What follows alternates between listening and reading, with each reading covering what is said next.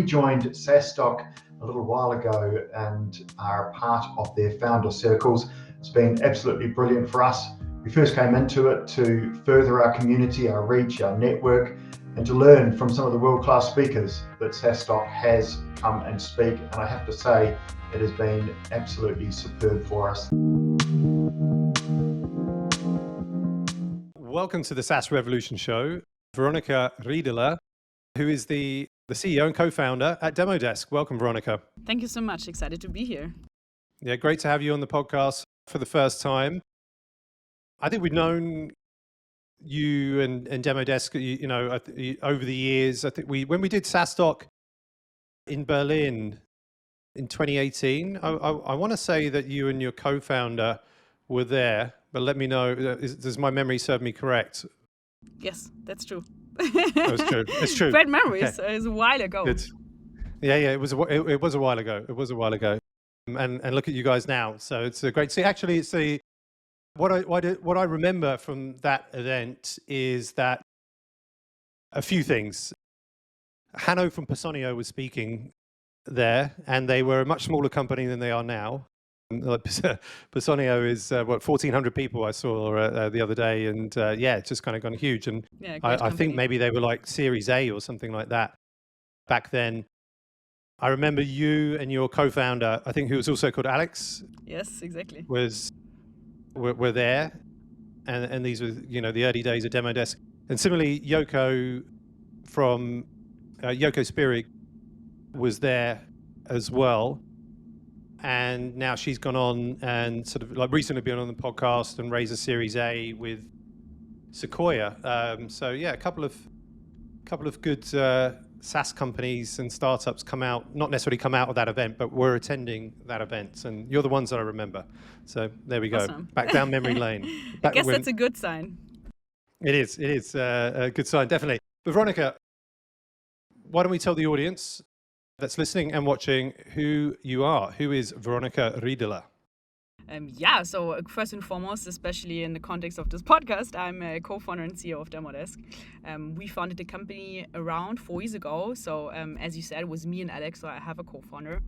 We built a sales meeting platform. So our main goal is to increase sales efficiency around meetings by coaching sellers in real time, automating non-selling tasks, engaging customers in a meeting, and also analyzing insights at scale. And before that, I was working as a consultant. I was working at Bain & Company in management consultancy. I am German. I am passionate about software, passionate about sales, and also efficiency. So Demodesk is like the perfect match of these passions. And also personally, I really love all things outdoor. I love to try new things and get on adventures in general, and just do things I didn't do before, which probably also fits the idea of founding a company, which is what I did a couple of years ago. I also left the US and spent a lot of time going forth and back, both with Bain & Company, my former employer, and also with Demodesk. So we are some sort of like a hybrid company. We have employees across the world. So we're a hybrid remote team and half American, half German company. And especially when building a sales software, I think it's incredibly important also to make sure that this somehow also fits the US market.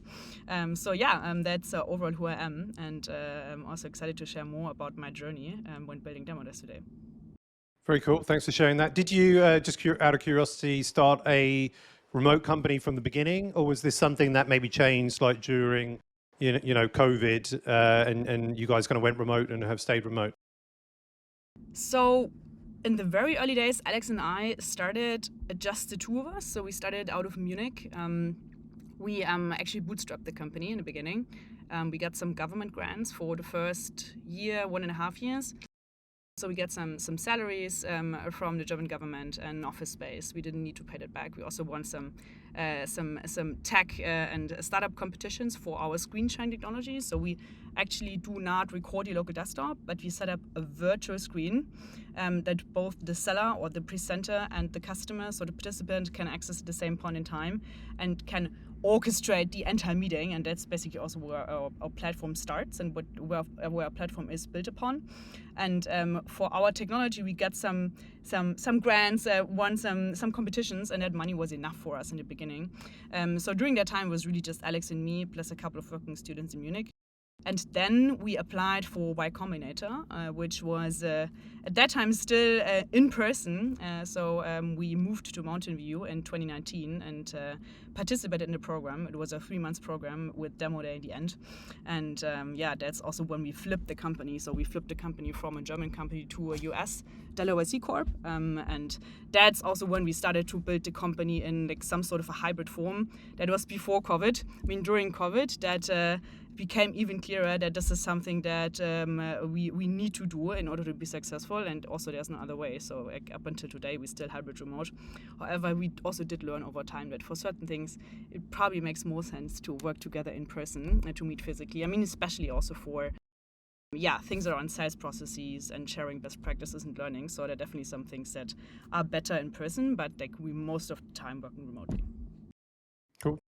Thanks for sharing that. So we know a little bit about what Demodesk does. So I think you mentioned that in terms of like the platform to, I guess, kind of improve sales meetings. And there's a little bit there in terms of the early days and, you know, getting a grant and going through Y Combinator and, you know, having your co-founder, Alex. Where did you meet Alex? Like, why did you decide to found a company together, and why specifically like Demodesk? Why specifically, you know, a SaaS to solve this problem? Yeah, so when I left university, to me it was always clear that I wanted to be an entrepreneur, or at least join a company, like an early stage company that's building something from scratch. However, back then I just felt too young to really start something on my own, or I just wanted to learn more. That's why I joined the consultancy. But I always knew that I want to go back to entrepreneurship, want to go back to the startup world. So after a few years in, basically started looking for potential ideas and potential teams to work with. And during that time, I mean, I looked at a couple of ideas. I spoke with a couple of people that were looking for a co-founder, but nothing like really, I don't know, like was something that I felt passionate about. And then one of my best friends was also now an investor in the company, who was Alex's mentor at that point in time.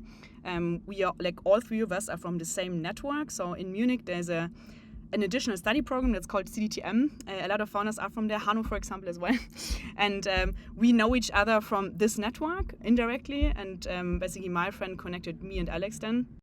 And we started meeting. We started like discussing his ideas. But by that time, he already had built an MVP for the virtual screen sharing technology.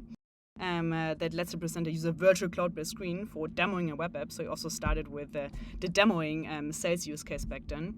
And then I met Alex, and we looked at the idea, looked at potential use cases, and I got really super excited about the opportunity to orchestrate and optimize everything around the meeting, not just the demo itself, not just the screen sharing process, but also potentially optimizing how to schedule, prepare, run, document, and follow up after a meeting. And that's what we basically built since then. And I also, of course, loved the idea of working together with Alex, because we're super complementary. I mean, he's really like very tech heavy. So he's a great engineer. He's very product driven. He is a great coder. And now he doesn't code as much as he did back then, of course, because he has a team. But it just really felt like it's a great fit in terms of skills. And we also had the same sort of like values and characteristics. So that's where we started. And so you started in, I think, like 2018, right? And fast forward to today, what data can you share about the company, just to give the audience a bit of a picture in terms of your growth and where you are? So we raised a bit more than $15 million so far. To date, I have around 200 customers, and last year passed 1 million ARR milestone. So we're now growing towards 10 million ARR. So that's the next big goal for us. We are a team of 50 in the company. We're hybrid remote. And in that squad are also able to achieve a few more things until the end of the year, and then now also looking to grow. And so you raised pre-seed in, I think it was 2019. So you had that grant money in 2018, raised pre-seed 2019, and then since have raised seed and Series A, right?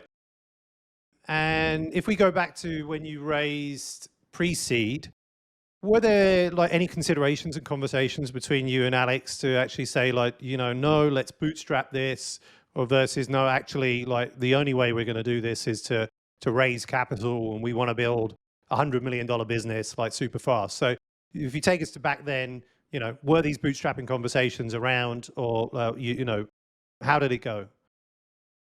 Yeah, so pre-seed, I would say, was more or less when we got accepted into YC. So we didn't raise any money before. So when we applied for YC and then joined YC in 2019, it was January 2019, that was actually the first time that we got money. We got 150K for 7% of the company, which is the standard deal that every company that participates in a Y Combinator program needs to take and needs to accept. So that was more or less our pre-seed.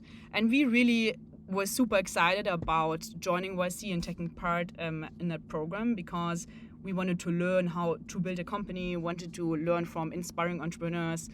So they're also super inspiring entrepreneurs like the Stripe founders, like Airbnb founders, Segment founders. So also then came to YC and every week we had a super inspiring talk from one of them. And I'm using the word inspiring a few times now on purpose, right? Because that's really like what we took away with us after the program. We really were inspired to build something big. And also, if you are speaking to people who also were able to build something big, then you also start thinking, okay, if they were able to, it could in theory also be realistic that I'm also potentially able to build something like this. Of course, there's like a lot of timing and luck also that needs to come together. But we really wanted to join YC for that reason. So it was less about, hey, we now need and want that money. It was more about, hey, we want to join YC because we want to be inspired and want to learn from the best. Okay, and that makes a lot of sense. If you don't have that much experience, obviously, if you're a first-time entrepreneur, you're going to get inspired and learn from the best. And also, I think YC is I think sort of recognized amongst the startup community is probably the cream of the crop from the accelerator side of things, right? And so you got that 150K for 7% of the business. So and effectively that was the pre-seed. Is that what we're calling pre-seed? If you want to call it pre-seed, yeah, that was probably the pre-seed. Yeah. So I think for us, the stages are a bit blurry. Pre-seed, if you call it pre-seed, was a pre-seed. I think what you would consider pre-seed today would be more like the seed that we raised. So after these 3 months of the program, there's demo day. So that's like the final presentation day for all the companies that were part of the YC batch. And then you have the unique chance to present to basically all investors that are relevant. Worldwide. So a lot of them were there in person, but also many more were watching that over video. And so during that time, so before demo day, during, slightly after, we were just contacted by a lot of VCs, and then we raised a seed round or pre-seed round, and we raised a little bit more than $2 million back then. And then when we raised the Series A, it was also quite early for us. So when we raised the Series A, we had very little MRR or ARR. So we've grown tremendously since then, obviously, right? Because we passed 1 million ARR last year already. But when we raised the Series A, probably also today, you would rather call it seed, given like the current changes in the market environment. So we raised around 8 million as a Series A back then. And at that point in time, we also actually didn't plan to raise a Series A. We planned to raise a seed extension because we wanted to get a bit further before raising a proper Series A, because it was a bit early for us, right? But then we got approached by many VCs, and they pushed us to raise a Series A. And we also got term sheets from great investors, and then also decided to work with Borderton, who is like a super supportive fund and helps us a lot. And also we love working with a partner there. And that was actually also why we then raised the Series A. So it was really a little bit like a series of like topics and motivations that brought us to raising money at these different point in times. Was like, for us, not like, hey, now we want to raise a Series A, now we want to raise a seed, now we want to raise a pre-seed. It was always different motivations behind, not just the. And sorry, I missed the name of the investor. Let's say the lead investor on seed. Boulderton. Yeah. And so why did you choose Borderton? I mean, out of like, let's say the options that you had, what was it about Borderton? Yeah. So we were based in Germany/US, right? But still, like Europe for us is where most of the team is based. So having someone who has more like an European portfolio, European point of view, with also a few companies that were successfully also going to the US, expanding to the US, that was important for us, number one. Number two, was important for us that we're working together with a fund who supports us, who partners with us, who also has quite some experience in terms of positive references from other companies, which which was the case. And then also the third thing, just during the process, we really liked the partner a lot, and we also liked the other partner. So during, especially during the process with Borderton, what was special about them is that we had to speak to every partner in the partner group, which was quite unique, right? Because every partner wanted to have a say, but for us it was also a great opportunity to get to know the entire fund and understand, okay, who are actually the people behind. And then we decided to basically work together with them. Who was the most intimidating partner at Borderton? Intimidating partner? Oof. Yeah. I mean, was there one? I mean, none of them was really like intimidating. I think that like the most senior partner definitely was Bernard.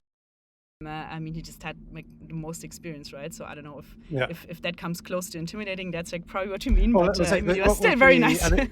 Was there? Let's assume they're all nice, but were there any conversations out of the partners that were tougher than some of the others? Like, was there a toughest conversation out of discussions with all the partners? No, in general, that also is not my experience with VCs. I had a couple of very tough conversations with VP sales that I was trying to sell to, challenging me about a couple of different things. But in terms of VCs, I think it was never as challenging as it was with certain companies where that we sold to in the beginning. And Borderton, did they lead your Series A as well? Yes, exactly. Yes. We also worked together with Target Global, and they're also a great fund to work with, and they also supported us a lot so far. So those are the two funds who later on. I mean, it was Borderton leading, and then Target also contributing a significant amount. And so through your pre-seed, seed, through to Series A, what are some of the biggest lessons that you can share on raising venture capital to date? Overall, I think timing and momentum is everything, especially also in the current environment. It's clear how big of a role the market environment and the overall sentiment plays. So if you can raise money from a good fund at a decent valuation, I think you should always opt for that. So looking back, I was not sure whether for us it was the right point in time to raise money back then, because I thought maybe we were too early, maybe we, I don't know, want to optimize a few more metrics. But looking back, I mean, it always was the right thing to do, because you never know what comes, you never know how the market changes, especially also right now. I think that's something that like really like everyone also understands and feels, because all of a sudden now also valuations have come down, just the sentiment has gotten much worse. There are also a lot of companies who are trying to prolong runway, which of course also has an impact on the overall fundraising environment and the growth of the company. So I would really say timing momentum is super important, and not underestimating that, and really optimizing for opportunities rather than waiting for the perfect point in time until you raise, is something that I would highly recommend. Talking of the current climate, the current economic climate, and what we're seeing out there, what are you being advised on, let's say, by your investors to do sort of right now with what we're facing? Yeah, I'm smiling now because we have a couple of different advices. I mean, like the over advice, common advice is to make sure you have 24 months of runway with the money that you currently have in your bank, by either cutting down cost or placing a hiring stop, or potentially also, I don't know, growing revenues and optimizing for profitability, right? Whatever that means for you. Maybe also using venture debt and equity. So I think there are different options, but like overall, it's really making sure that you control burn and have runway for around 24 months. That's the number one advice. I mean, I've heard advices from certain investors that told me to cut down staff by, like, let's say 30%, and then let every month let like 2 more people go, which I think is not necessarily great advice, right? Because we also it could take so much time and effort to really build a great team, and just because the market is off a little bit, basically then blaming them for it and letting them go, I don't think that this is the right solution. But yeah, this was kind of like an odd advice that I got. But yeah, like everyone is looking at it differently. I also do know a few companies who were just laying off a huge portion of their work staff, especially in US. I think these are more common measurements these times. And if you don't have any other choice, right? I mean, that's what you have to do. But if you don't need to, I personally, like, especially like from my point of view for our company, that would not be the first option that I would pull, even though some investors recommend it. Yeah. I don't know if this is entirely accurate, but if I look back to probably like March 2020, when that kind of first wave of COVID was sweeping across, Europe and the US, what I did see then, or I felt that I saw, was a lot of the US companies then making, again, these big cuts and like cutting 20% and 30% of their workforce, and the Europeans not necessarily doing the same. That was something that I thought I was seeing. And then again, sort of like now, I think to your point, where the market is and, the public market sort of like tanking, we're seeing this advice from VCs. And again, we're seeing, and like, on a weekly basis, predominantly US companies, cutting 30%, of their workforce, but the Europeans not so much. Is there anything in that? Is it like, as you say, like a US sort of European thing and sort of like mindset, wherein is it like the US companies are getting advice from their VCs and they're just kind of taking it, whereas like Europeans are getting advice and then saying, well, like, yeah, we appreciate your advice, but also we don't necessarily 100%, agree with it? Or what are your thoughts? I think a couple of things are coming together. So, I mean, number one, there might be a few businesses where their business model just doesn't work as well anymore because all of a sudden money costs something. So, like, money was free up until late Q4, right? So you didn't have to pay any interest rates for it. So, like, of course, like, money was vastly available. And by now, just the fact that you have to pay interest rates when someone gives you money, I think that can destroy certain business models combined with rising energy prices, right? Which also might like have an impact on some business models, especially like these fast delivery companies or, crypto companies. I mean, that's like really like a tougher game for software companies. I don't think it's necessarily the case. I mean, you might see some short-term impact. We also saw some impact in April. So we saw pipeline moving a bit slower and also deals taking longer, being pushed out into the next quarter or budgets being frozen. Which I totally understand, but I don't think that this is like anything structural. I think software will be equally relevant in the future than it is today. It might just be like a short-term movement, a short-term disruption in the market. That's the one thing. Then the other thing is that in the US it's just way easier to let go people. So typically just tell someone to leave the company and then they're out the next day. You maybe have to make a 2-week severance payment or pay them out for the vacation days they're left. But in Europe, it's a little bit trickier, especially in France and Germany. So if we let someone go, it's just not that easy. You can't legally just not let someone go as past the probation period. I mean, in practice, it's possible, but it's a little bit trickier. So just the mindset is a little bit different. And I think also in the US, it's like, okay, if you switch jobs, if you have like a lot of different jobs during your career in Europe, like there's still a lot of people who join a company and want to stay there forever, just like a different mindset. I think the US, there's definitely, especially US-based VCs, who have much more experience in building companies, in building very big companies, in managing failures, in managing downturns. So I think there's definitely something that we as Europeans also can learn. So I think there's a reason why these companies are doing it, but you can't just give general advice without looking at the business behind. But yeah, I don't know if that reflects also your current view of the market, but that's at least like my view. Like a lot of things coming together, and you need to differentiate. No, definitely. And then just back onto the sort of fundraising and your experiences. What is one big pothole to avoid when fundraising for CEOs that are listening to this podcast? So what potholes should people look to avoid? I mean, in the same context of what we just discussed, I think one pothole to avoid is just optimizing for growth. I think that just doesn't work anymore. Metrics and a path to profitability does matter. Burn ratios do matter all of a sudden. So in Q4 it was really and not of any interest how much money you spent to generate growth, as long as you were growing fast enough, and that has changed. So just making sure that like overall the business model is healthy, the business model works, it makes sense, there's a path towards healthy metrics. This is definitely something that has changed. So like a pothole to avoid is just spending a ton of money without like looking at any metrics and like only optimizing for growth. That I think has really changed in the market. What's the best advice you've ever received about fundraising, as you raise through pre-seed through Series A?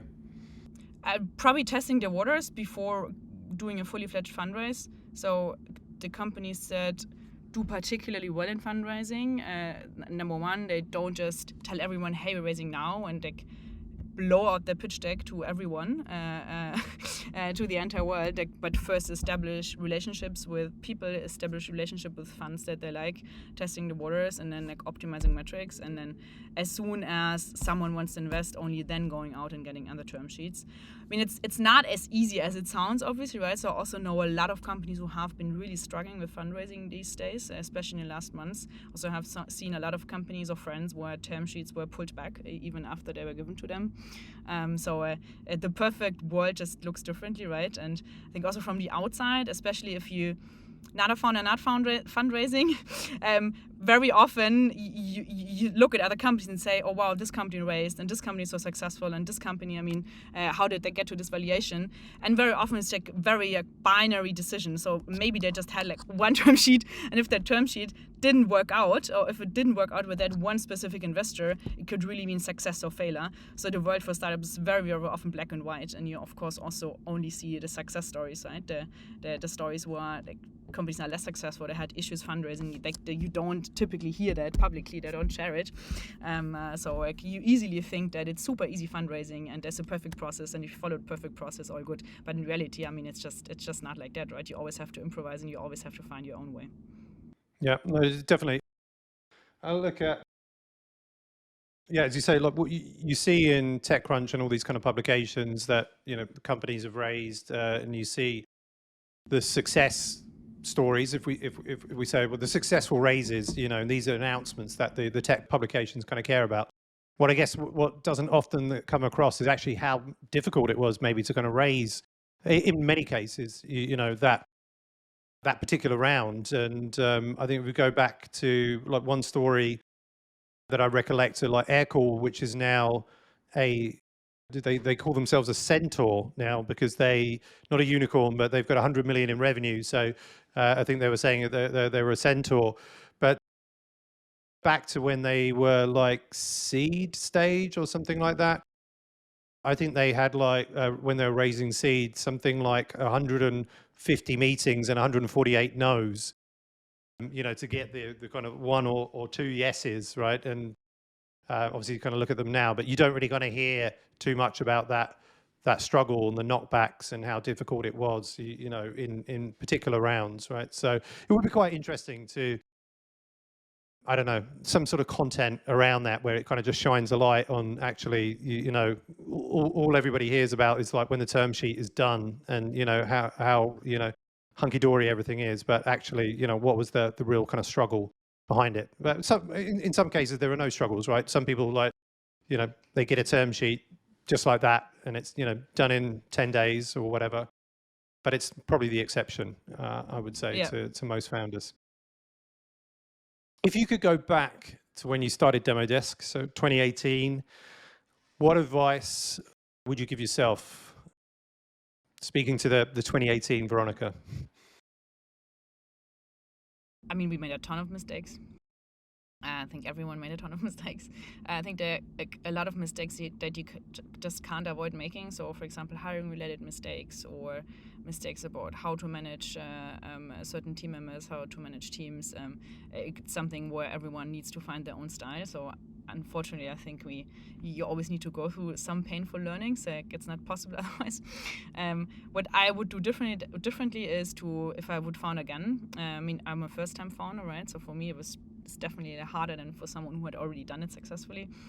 We tried to scale certain parts of the company a little bit too early, and also were sometimes overthinking topics while they were not yet a priority or not yet burning. So, for example, we put together a competency framework where we laid out the requirements for certain career levels, like super detailed, using an example like of a knot, how to tie a knot, right? Which is like it sounds great and it was a great framework, but in practice, I mean, it took us a lot of time, and it's not really fits our stage, and we probably should have used the time for something else because it's just a little bit of an overkill.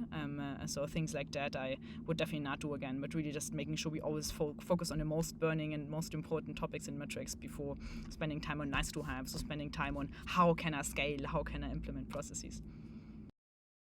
Good advice there to the younger Veronika and to the audience that's listening. And a couple of final sort of questions. So obviously we know, as we said at the beginning, that you've been to the smaller SaaStock conference that we had in Berlin, but I think you've been to a couple of SaaStock conferences in the past. What is it about SaaStock, you know, that you particularly sort of like? And, you know, is there, anything you can kind of share from your experience of attending SaaStock? Yeah. So for us, SaaStock was incredibly helpful. And I'm not saying that because I'm on the podcast, right? So, I mean, I really thank you for putting such a great conference together. I know it was a little bit difficult during COVID, right? But, I mean, especially before, it was really an opportunity to meet a lot of potential buyers, a lot of like-minded founders, and especially also for us, since we were first-time founders, it was super important to get a lot of feedback on our product. So in the early days of the company, also when we joined SaaStock, I just remember the conference was in Dublin. We had no real connections. I mean, we had some German connections from our network, right? But not really internationally, and also not such a big clue about software sales. I mean, I had a lot of experience like sales overall, but not like SaaS sales. And Alex and I then went to SaaStock. We had a competition ongoing, and who was collecting more business cards. So we just went to everyone on the conference that we could find. Really also attended all the drinking events, and then really tried to sell Demodesk to everyone directly right away, right? Which you would never do. I mean, it doesn't make sense to just meet someone and then asking them, hey, do you want to buy Demodesk? I'm exaggerating a little bit here to make the point. But by doing that, we met so many interesting people, and also we learned so much about our pitch, learned so much about what the market would need, that after the conference we were so much smarter. We had a ton of connections, so for us it was really super helpful to really start off in the beginning.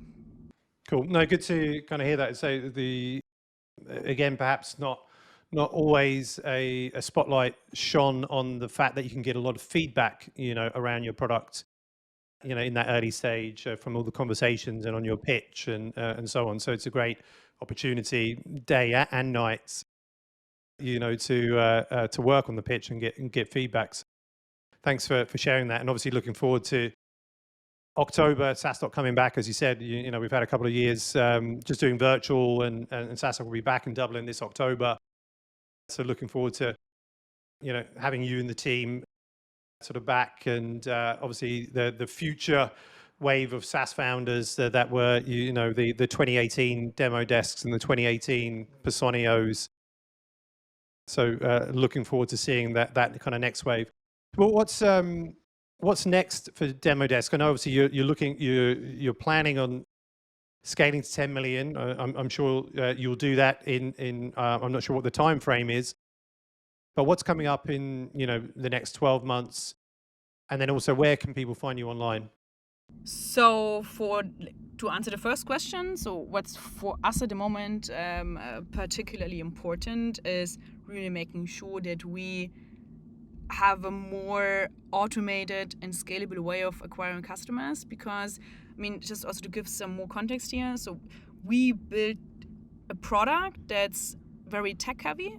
Our product has a lot of features, but also provides a lot of values and a lot of benefits to customers, right? So we optimize all the processes around the sales meeting. But on the other side, it also means that you need to implement a few things, right? There are a lot of features where we need to tell our customers how to use them, how to implement them. So what we are doing right now is making sure that the customers that we worked with and that we were holding hands with, that we can basically automate these processes and don't need like a very long sales process and don't need like a manual CS onboarding, which is amazing, which our customers love, right? And for everyone for whom we implemented the software, they are also super happy. But we just need to make this more scalable and also just create some sort of like a self-sign-up product-led growth motion. And that's the key thing that we're working on at the moment in the company. And where people can find me online was the second question. Yeah, so LinkedIn probably is the best place. So I am active on LinkedIn. I mean, I also do have a Twitter account. I don't use it that much, but LinkedIn, I'm there under my name. So you would easily find me. Cool, good stuff. Veronika, thank you so much for being a guest on the SaaS Revolution Show today. You know, congrats on your growth since we first met in 2018. You know, excited for the future. Looking forward to seeing you, back at SaaStock in October. So thank you so much, Veronika Riederle, CEO of Demodesk, for being on the SaaS Revolution Show. Thank you so much. It was a lot of fun. Thanks for having me.